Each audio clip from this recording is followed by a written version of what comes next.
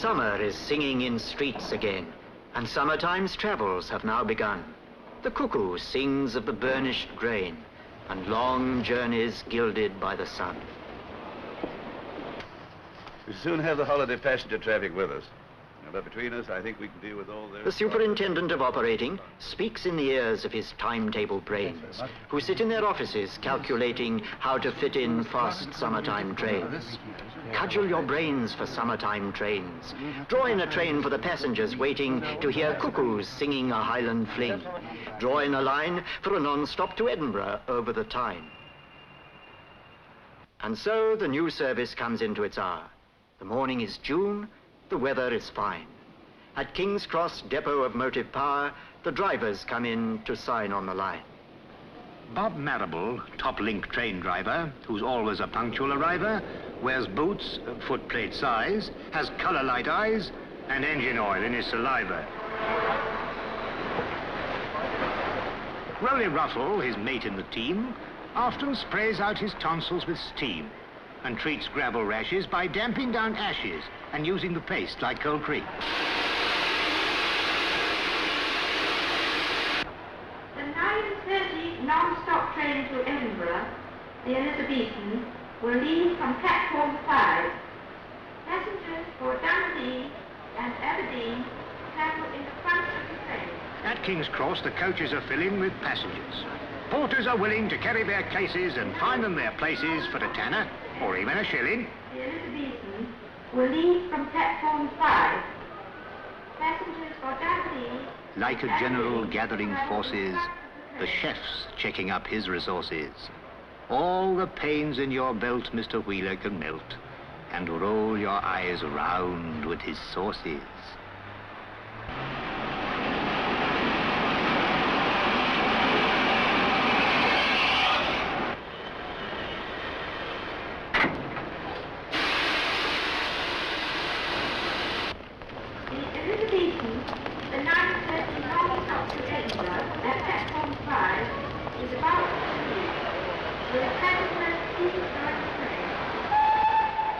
Though the guard may look calm and laconic, his obsession with time is quite chronic.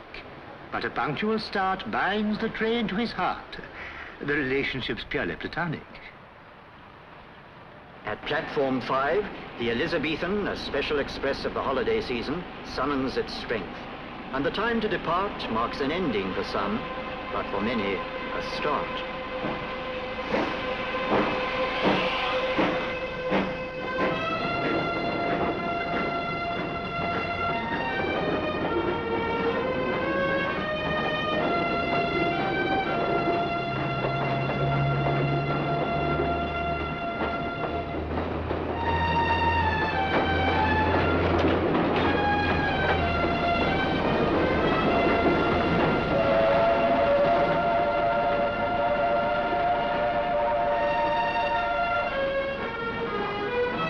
As the engine goes with a swing and a shine past the engine sheds, there's a man on the line who gave her that shine. He's the fitter. His was the skill, his the hands that uncoupled her rods, stripped her gear, packed her glands with his firm, skillful hands.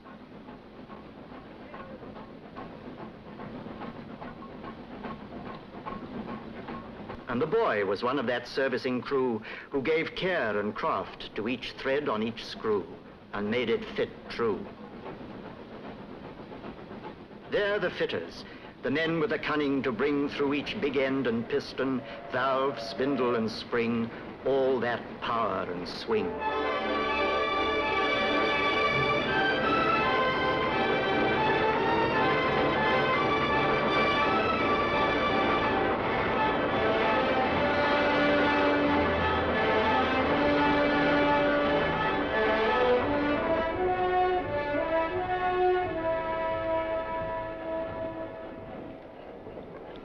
The buffet's archdeacon of elegance serves coffee with impartial sentiments, cigars for the swells, bath buns for blonde belles, and fags for the lads in the regiments.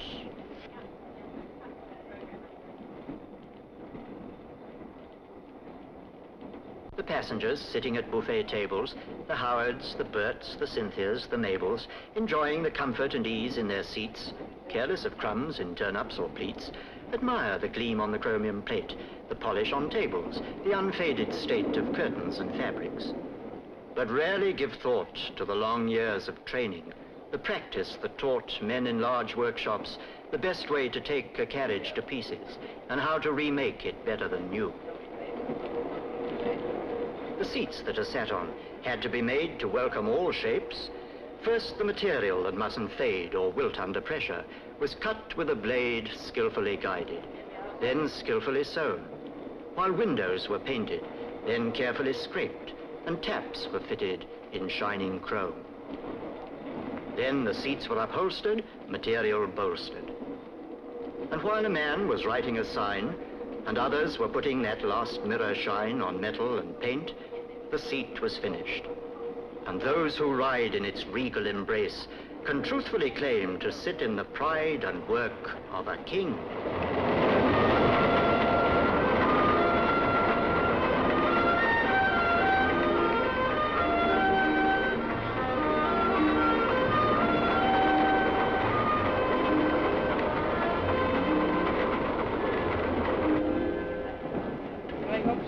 As time gets on, so people get thinner, unless they take lunch or midday dinner. So the kitchen car prepares to fill the waistcoat of Jack and the waistline of Jill.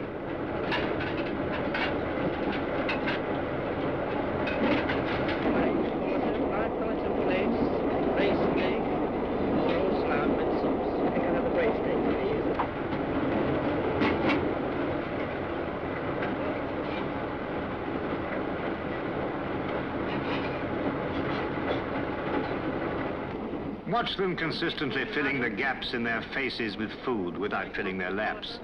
They wouldn't be eating as smooth in most cars, or ocean steamers, or even some bars. As undisturbed as Robinson Crusoe by the train's motion, they swallow their meats. What in the railways allows them to do so? One of the factors enabling these feats of filling stomachs without filling laps is the state of the track, which depends on these chaps of the maintenance gangs. The chaps who see that the rails are tight in their several chairs, who see that they're straight and on the level, unlike crooks or stairs, who see that the chairs are firmly fixed, that no evil disturbs the sleepers, who see that the gap's not been stretched in the night by clandestine creepers, who see that this very important small gap will not cause any damage by wrapping some diner's first-class Adam's apple in chicken or cabbage, who see that the passengers riding in clover can take meals on velvet at 90 or over.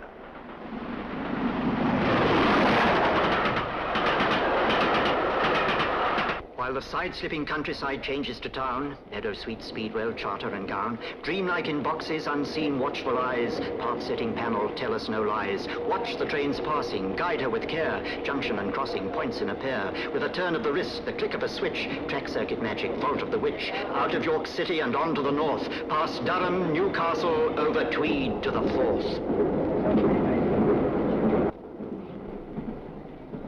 Now beyond York, the Scots crew prepare to relieve the strain on the English pair. No driver of trains is more proud of his Scottish descent than MacLeod. He insists every engine has pipes to each piston and burns in its box for MacLeod. His mate, Mungo Scott's cursed with Bristol, that's as tough as a John Knox epistle. When he kissed a young lass in the dark for a lark, she asked, "Was that you or a thistle?"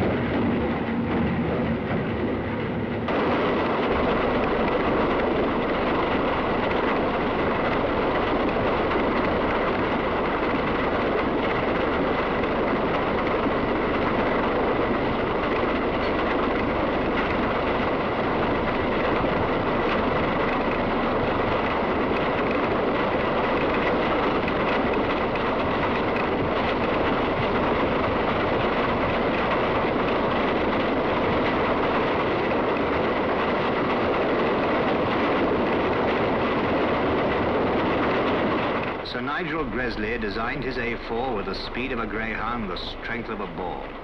But when he put fire in her stomach, he taught her to burn with a furious thirst for water. So when she approaches a water trough, watch Fireman Mungo doing his stuff.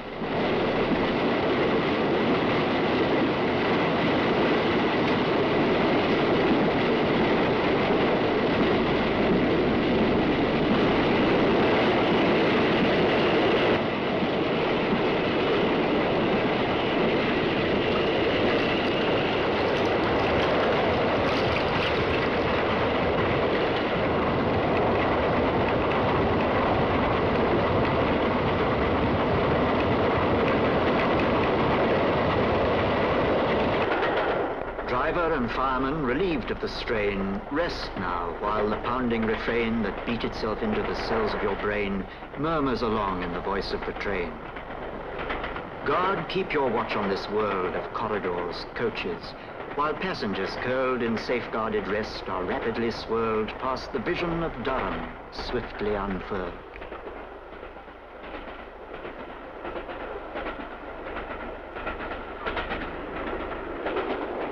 The Elizabethan goes driving onwards, while buffet attendants or restaurant stewards, performing their corridor service dance, try to anticipate passengers' wants, waltzing through coaches to serve in compartments, while signals are serving the train with clear distance.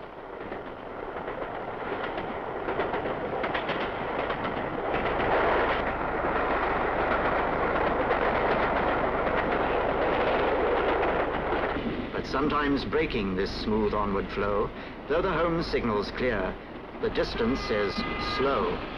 The regulator slams shut, and McLeod clamps on the brakes. The loud hiss of steam as the train seems to slow to the pace of a cloud breaks the afternoon task and disperses the dream.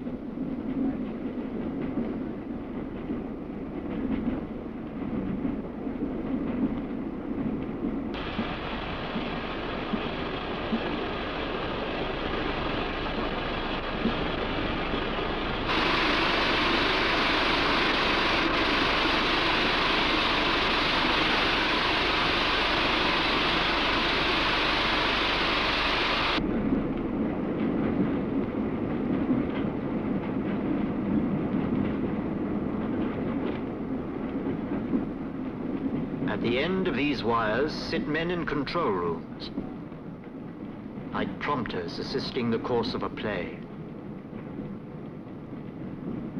breathing out words like Arabian perfumes. Too bad there's no record of just what they say. They watch every train that moves in their region of thousands of miles of railway distance and try to forestall any slightest suspicion of slack that might make its unholy appearance. But while every passenger knows the importance of his own special train arriving on time, the men in control rooms must weigh in the balance the claims of 1,109. But the Elizabethan's a particular, special, never more smiled upon non-stop train. Nothing must stop her. The order's official, and lateness could cause operational pain. And at last, the ultimate cause of the slack over the hills far away up the line is cleared. And the train picks up speed on the track through Newcastle City and over the Tyne.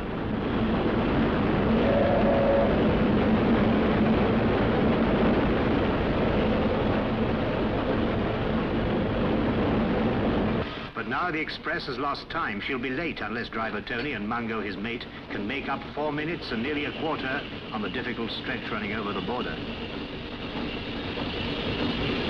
Here's driver McLeod, mighty old hunter, chasing each minute of time's silent thunder, riding down seconds over the straight track, chasing the seconds lost rounding the curved track, coaxing each delicate petal of power out of steam's suddenly blossoming flower. Here's muscular Mungo, hard-handed toiler, who keeps water flowing round the tubes of the boiler, keeps up the pressure, heaves tons of coal on, makes sure his driver's got enough steam to roll on, bends till his back aches, shifts as his feet work, rhythmically swinging to make boiler heat work.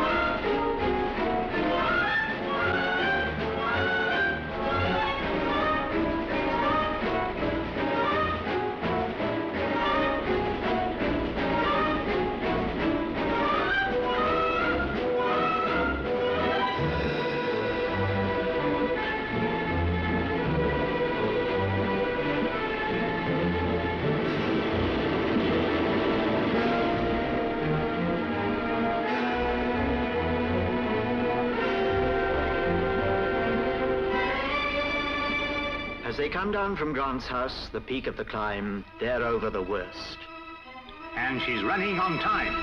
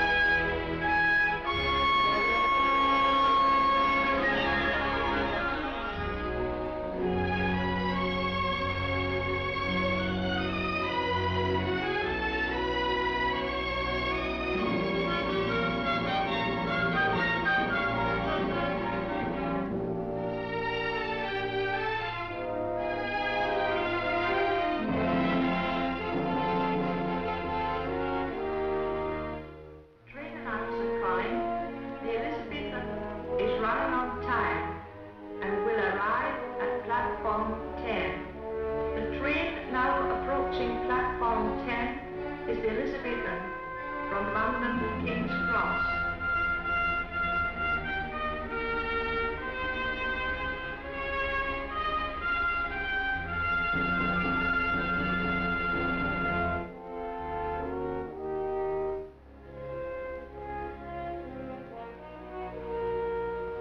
Mr. Arnott of Waverley Station has a very high sense of occasion.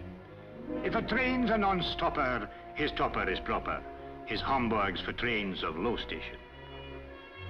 The Elizabethan that's now arriving at platform 10 in Waverley Station left London at 9:30 sharp this morning with mothers, with sons in high expectation, with fathers, with daughters, of pounding the path non-stop from King's Cross in 6 hours and a half.